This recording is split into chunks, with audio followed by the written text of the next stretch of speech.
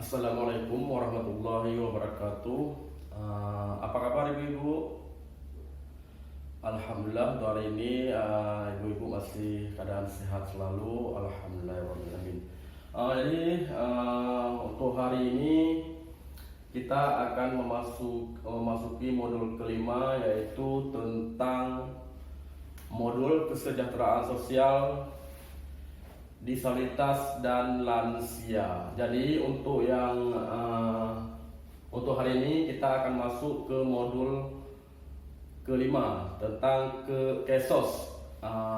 Jadi sebelum kita mulai, saya mengharap kita berdoa dulu untuk kelancaran pertemuan kita untuk hari ini.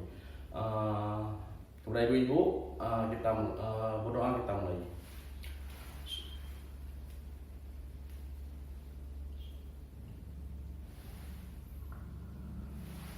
Alhamdulillah. Amin. Alhamdulillahirabbil alamin, wassalatu wassalamu ala asyrafil anbiya'i wal mursalin wa ala alihi wa sahbihi ajmain. Pertama-tama tidak lupa kita memanjatkan puji dan syukur kepada Allah Subhanahu wa taala, yang mana oleh Allah telah memberikan kesehatan sehingga sudah bisa berkumpul kembali pada pertemuan bulanan kita setiap bulannya pada tempat biasa dengan program yang sama, yaitu program Keluarga Harapan. Kita masuk untuk ini modul kelima. Masih ingat apa itu yang namanya FDS atau P2K2? Iya, P2K2 adalah pertemuan peningkatan kapasitas keluarga, atau P2K2, atau yang namanya FDS, yaitu Family Development Session. Jadi untuk hari ini kita masuk ke sesi ke modul yang terakhir, kelima, yaitu dengan sesi 14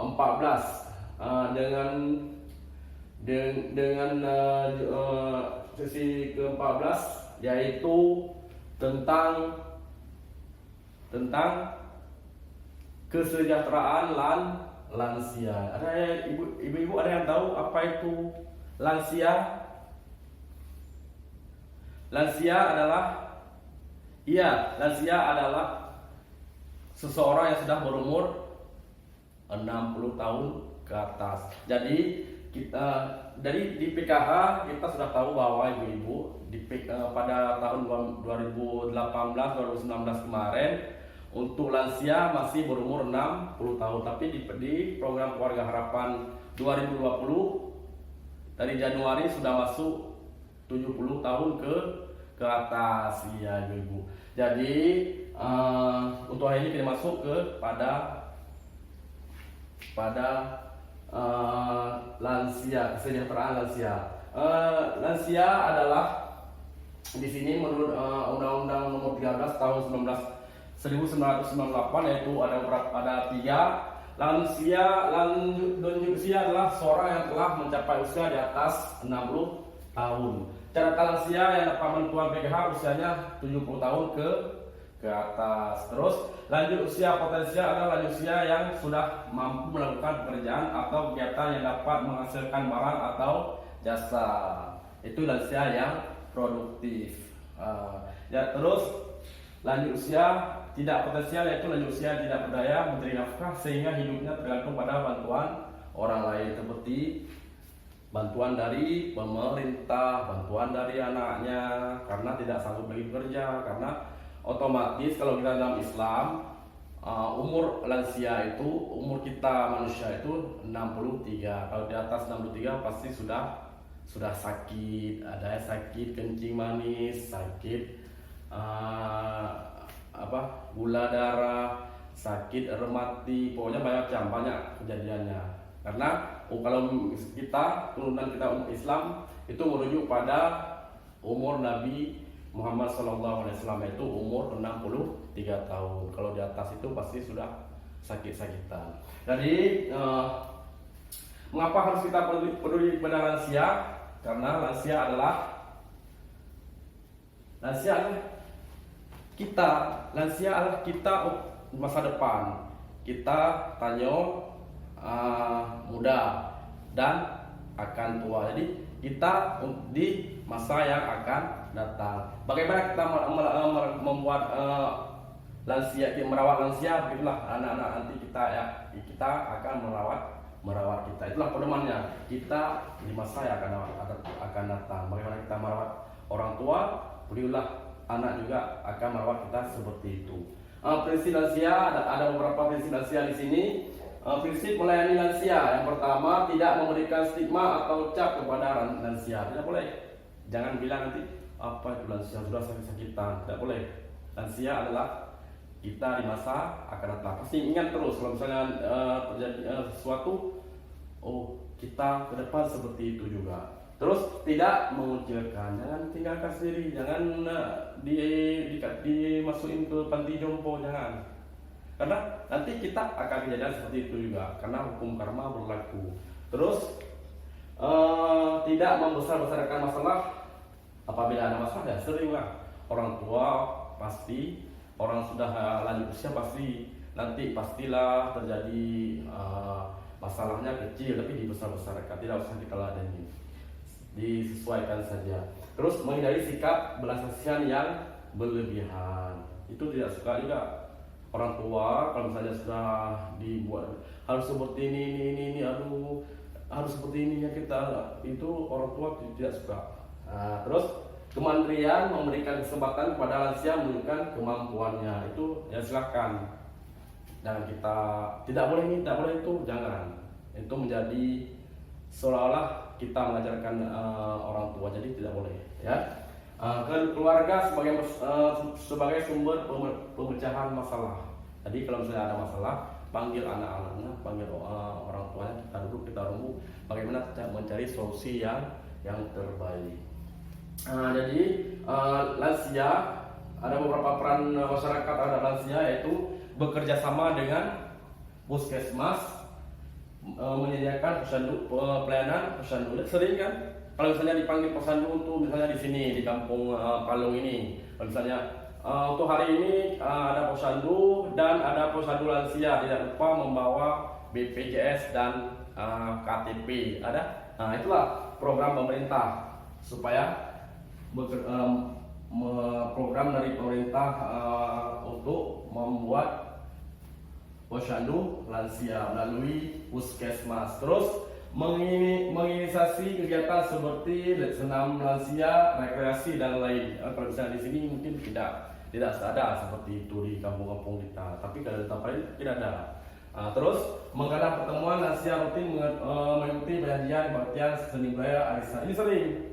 Kenapa? Memang orang sudah tua seperti itu emang sering. Kalau misalnya kita di sini pengajian sering ikut, di mana saja pengajian sering ikut, karena tahu pasti umurnya tidak akan lama lagi, ya kan ibu-ibu. Iya.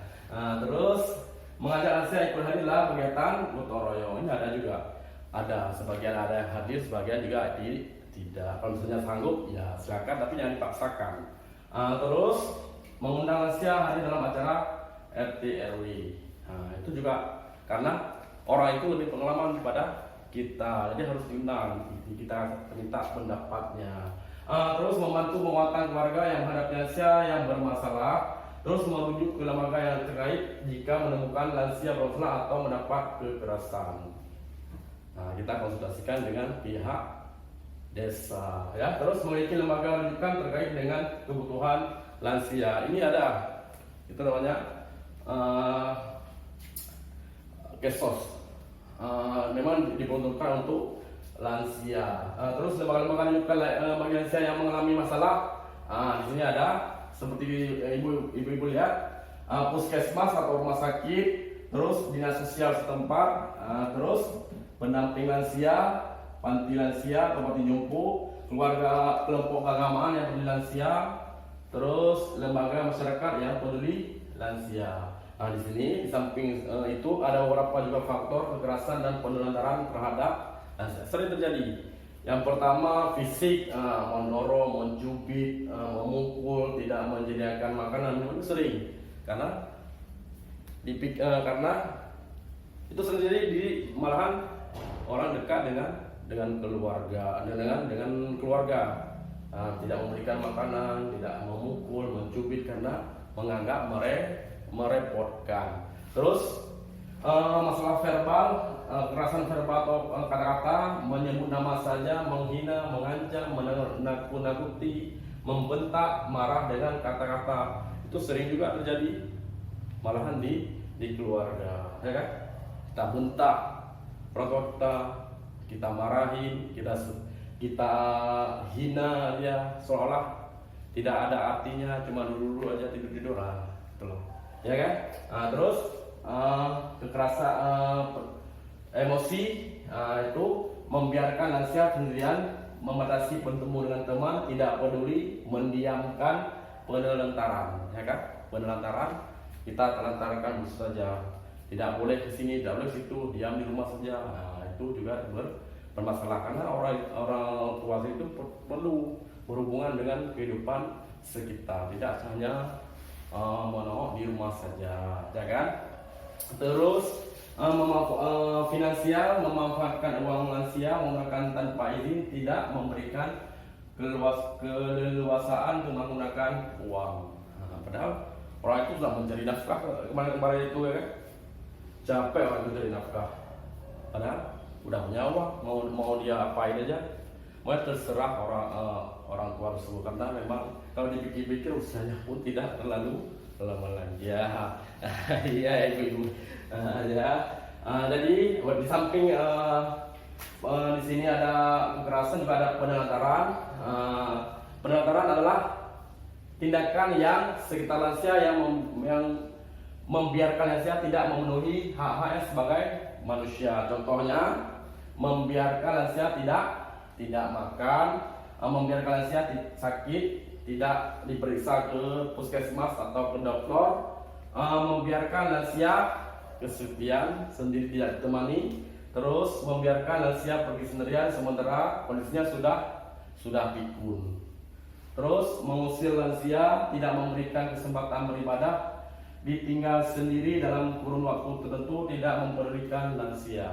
Malahan sekarang kita lihat di keluarga banyak seperti itu, malahan lansia kalau misalnya keluarga nggak tahu tempat pulang lagi, udah pergi ke misalnya di tempat kita ke Borneo, tidak tahu tempat pulang lagi kemana kita pulang, nggak mau dijemput, dah terserah, balik tidak boleh, karena pemerintah juga menyediakan, ada peran pemerintah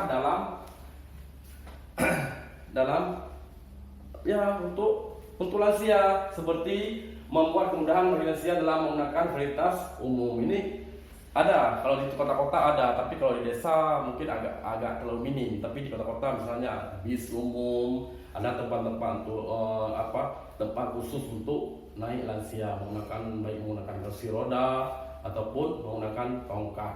Terus memberikan kemudahan dalam melakukan perjalanan agar pihak moda transportasi mendahulukan lansia dan memprioritaskan tempat duduk untuk lansia. Jadi dalam bis juga seperti itu, ada tempat khususnya karena lebih diuntungkan duduk lansia yang muda-muda berdiri, yang tua-tua duduk. Seperti itu. Itulah sosialnya. Memberikan pelayanan khusus bagi lansia di puskesmas. Terus memberikan pelayanan loket khusus dan keringanan biaya untuk pembelian tiket di tempat rekreasi dan di tiket untuk perjalanan, ya kan? Jadi itu ada beberapa masalah yang terjadi dari lansia. Mungkin ada ibu-ibu ingin menanyakan, silakan. Ya, ibu-ibu tersenyum saja. Mungkin dari itu saya bisa lihat bahwa memang ada yang terjadi kekerasan, ya kan ibu-ibu, ada juga yang menyayanginya, karena dia harus ingat lansia adalah kita di masa yang akan datang.